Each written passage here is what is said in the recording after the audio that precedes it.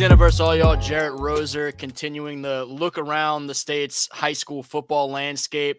Heading out to Southwest Louisiana in this episode with a guy whose voice should certainly be familiar to folks out there. Chaston Tavares out there in Southwest Louisiana does quite a bit. I think primarily radio on 99.5 out there, and is really tapped into not only high school sports in the area, but I mean, covers every level, doing a lot with McNeese, keeps an eye on the Tigers out here in Baton Rouge. And Chaston, man, I appreciate you taking some time in early August to kind of lay out the landscape for your teams out that way.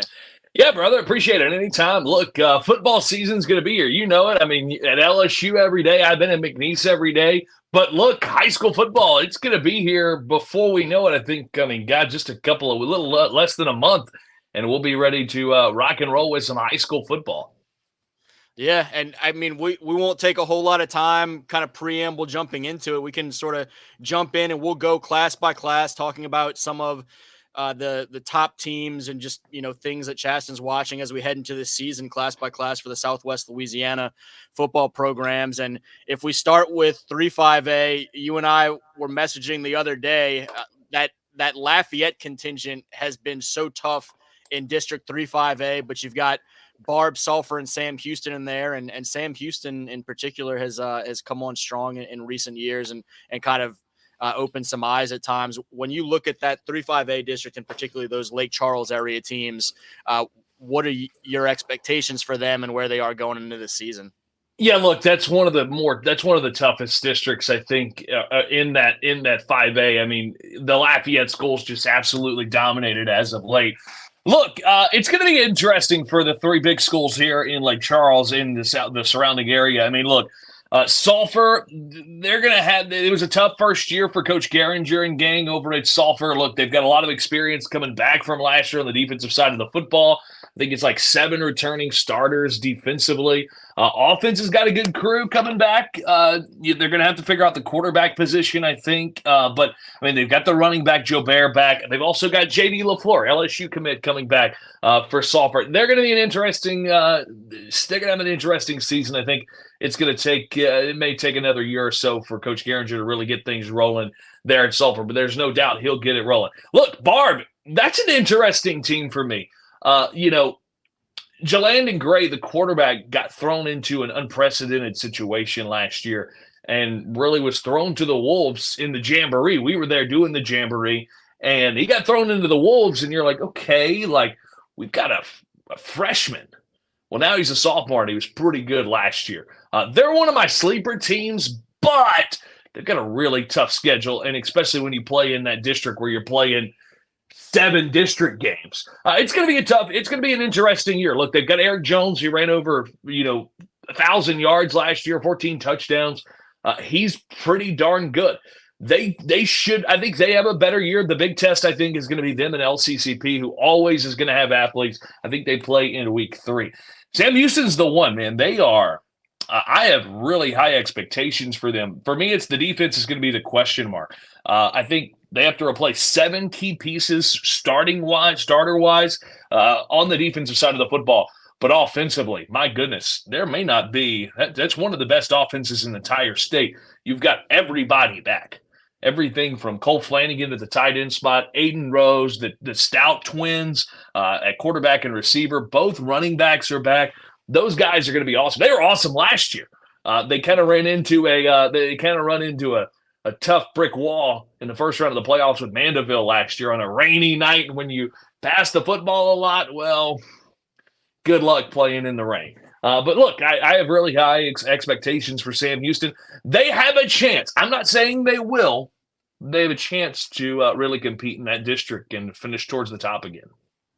It'll be fun to watch. I mean, we talked about it, some of what Sam Houston did last year, and then they happened to run into a bad night, a bad matchup with a Mandeville team that was playing as well as anybody at that time of year. But certainly keep an eye on. Shepard was that running back's name, wasn't it?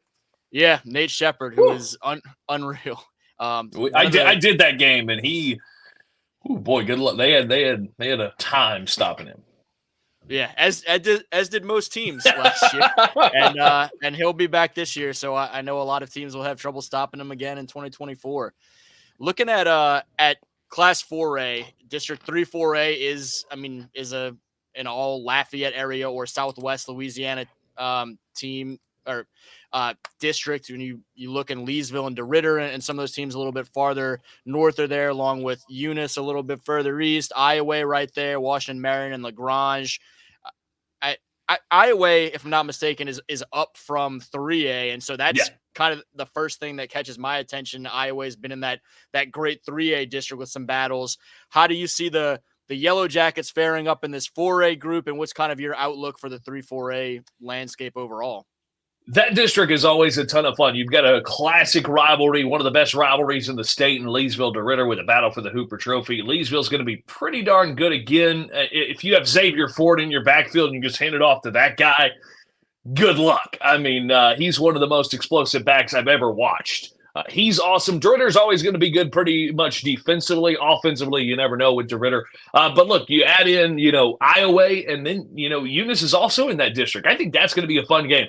I have a lot of questions about Iowa. Coach Johns is a phenomenal coach. They're always going to be great defensively, but look, they lost some pieces on the offensive side of the football. I think they've got to replace, I think it's like 7 starters on both sides of the football, if I'm not mistaken. Look, it's going to be interesting to see how they do it, because you're losing guys like Cole Corbello and Josiah Bushnell, Luke Guillory. Like, you're losing huge pieces of your offense, of an explosive offense. They've still got guys like Jadian Adams and Jonathan Walker and the younger Bushnell, but I'll be curious to see how they roll offensively. I think defensively they will be all right, but I'm curious to see Iowa. Iowa is one of my favorite places to go because they feed you pretty well. The jambalaya. You walk into the press box and they go, "Hey, what would you like to eat tonight?" That's good to know. That's a program that because of some of the prospects in recent years and whatnot, I've watched from afar and always kind of had them on short lists of some games and wonder if I can get a trip out there or if they happen to have a playoff game or something maybe closer. And I haven't had a chance to see them in person, but you're adding quite a selling point on top of the football if I can get out there to a home game and go watch those guys. It's so funny. So we do a game of the week, and the guy who does the games with me, he always is coming in and he goes, "Hey, we can go to Iowa. They're going to give us some pretty darn good jambalaya." And I'm like, "Man, that's a pretty good selling point." No doubt about it. I know Washington Marion has a new coach in Dio Bernard, a guy that I know from Baton Rouge area and River parishes and whatnot. What's the outlook for those guys? Is it going to be a little bit of a process for them to try and catch up to some of the top programs in that district? Yeah, look, and that's the tough part about, those guys and, some of those other schools like Lagrange and so on and so forth. It's gonna take a process. And the thing is, and that's an issue with the smaller schools in that district, is they've got to get a coach that kind of can stick in there, and build that process. And once they can do that, they'll be fine. Looking at 3A, primarily you've got the District 3-3A with Jennings, Lake Charles College Prep, South Beauregard, St. Louis Catholic, and Westlake, the group that we alluded to, Iowa having moved up from. I don't know how much you dip into the 4-3A group that's probably more Lafayette direction. I love this district. This is this 3-3A, St. Louis, Westlake. This is my favorite district, and it's not close. When Iowa was in there, it was awesome. But, St. Louis, you've got Westlake, Jennings. It's loaded. Last year, it was loaded. Like, my sleeper team in that district is Westlake. Like, they can be really good. With Brody Anderson there, St. Louis is going to be an interesting one.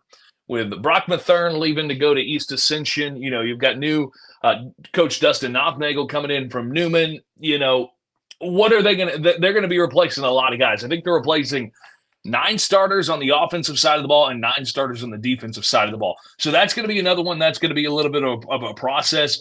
Again, Westlake is going to have some guys. Jennings is another team that I've got high expectations for, because anytime you can run out Rejon Zeno into your backfield, you're going to have a pretty good shot to win some football games. I'm just saying. Is that the group – that, I guess, as has been the case in recent years, you'd look at it in terms of the top contenders at a state championship type level coming out of the the Lake Charles area this year. That 3-3A group is probably as likely to compete on a statewide level as anybody. Yeah, no, and look, and that's like, with the way the divisions are kind of shaped right now, some teams are put at a lesser advantage than others. You got to think about it with like how Iowa has, faced North DeSoto the last 2 years. That's just not a good matchup for them. It all just, especially in these divisions, and you're gonna, this as well as anybody. It's all about the matchup and the side of the bracket that you can get on when you get to the playoffs, especially in these new divisions. But yeah, look, I mean, this division has got multiple coaches who have made a run at the state title. I mean, Brett Fuselaar Kinder, Brett Fuselaar Jennings won it at Kinder. John Richardson was at Welsh when they won it. I mean, you've got the coaches, like you've got guys with championship pedigree in that district. I mean, it's there. It's absolutely there. And there are going to be a lot of really fun teams in that district this year, I think. Looking at 2A, where I think you do have a couple of districts you need to keep an eye on. You got the 4-2A district with the Quincy, East Beauregard, Rose Pine, Vinton, Pickering's in that district. And then also the Welsh program you just mentioned is out with the Lafayette teams now in 6-2A. Lake Arthur and Welsh are both with Lafayette Christian, Lafayette Renaissance, and Notre Dame. Your outlook for 2A, I guess, primarily that 4-2A district, but also the Welsh Greyhounds, and if you think they're primed to maybe make a run this year. That's the team I've got the highest of expectations for. I mean, they are returning most of the starters on the defensive side of the football. The offensive line, I think, is going to replace a couple of guys. But outside of that, the offense should be awesome. Jonathan Begno is back. He is as explosive as they come. I think passed for over 1,300 yards, rushed for over 600. You've got Azarius Bennett. They did lose a couple of key pieces, at the running back position, and of course at the wideout position. Dane, I guess, is back. He has a lot of speed. Look, I didn't think they were going to. This is me personally, and I'll probably get heat for this. I didn't think they were going to get to the quarterfinals. They surprised the heck out of me. I'll put it this way, and this is two totally different teams and programs. I got to watch them take on Westlake, and Westlake just ran it up and down on them last year. I think it was week 2. And from that point on, the two teams flipped. Welsh went on this long winning streak. Westlake kind of went on a downfall. And look, Welsh, I think they've got the shot, especially once you get in that Division 4 bracket. I think you've got a little shot to make a little noise. Whether it be a sense from those guys or just your thoughts on them being with LCA, and I mean, Notre Dame is a program they've run into a little bit more frequently, but to be in that group in terms of a district matchup and what that looks like come league time, some fun matchups or, the challenges at play there. That's the difficult part. Because they've struck, the district has been just absolutely run through by Notre Dame for years and years and years now. And now you add in the Lafayette Christians and what we're going to get with Lafayette Renaissance. I don't think we really know yet. But, that district is going to be it probably is the toughest one in that Division 4, it's going to be a challenge, and that's going to be the thing that they're going to have to, with Coach Corville again, they're going to kind of have to keep the players, just keep your head above water, because the strength of schedule factor will, factor, of course, into your power ratings and all the wins, and that I think, will get them the higher seed rolling into the playoffs. If you can find a way to win a couple of those games, great. I mean, regardless, just playing that type of schedule with those guys in your district is going to help them out a ton, even if they don't find a way to win those games, because it's going to be tough. That is a tough district. No doubt about it. And kind of winding it down with that District 4-1A at the 1A level, Basile, Elton, Grand Lake, Hamilton Christian, Maryville, and Oberlin. Grand Lake is the team that we saw was such a great story, making the run to the state championship game a few years ago, the COVID year, after everything storm and all the things that were going on there. And they've been, a top 10 to 15 type team in the LSWA rankings the last couple of years, and you certainly have some good history with some of these other programs there. What am I looking at in Southwest Louisiana for Class 1A? This district is always so funny to me because they're all the same. They all do the same thing, and which one can do it better? Each and every one of them. They all want to pound the football, pound the football, pound the. It's who can stop the run. That's what it comes down to. Look, I think Grand Lake's got. I like what I see from Grand Lake. East Beauregard's always going to be right there. I mean, goodness, when you run that double wing, double tight, it's almost unstoppable. Oberlin's also in there. That's another fun district. It's that one is always a fun district because you never know what you can expect on a Friday night. It's not outside of the couple of years with Grand Lake. There's never been a real clear runaway favorite in that district because any given Friday night in that district, something can happen. Chaston, man, I appreciate you. I told you I didn't want to keep you forever. And so I think we kind of hit the high points, short and sweet, and covered a lot of bases there. But I appreciate your time, man. There we go. Rock on. Anytime, brother. Again, he's Chaston Tavares from Gator 99.5 out there in Southwest Louisiana. And as we talked about at the beginning, make sure to keep up with him for not only high school sports coverage out there in the area, but McNeese, and keeping an eye on some LSU Tigers action out this way as well. Again, thanks to Chaston. Thanks everybody for tuning in. For Louisiana versus all y'all, Jarrett Roser.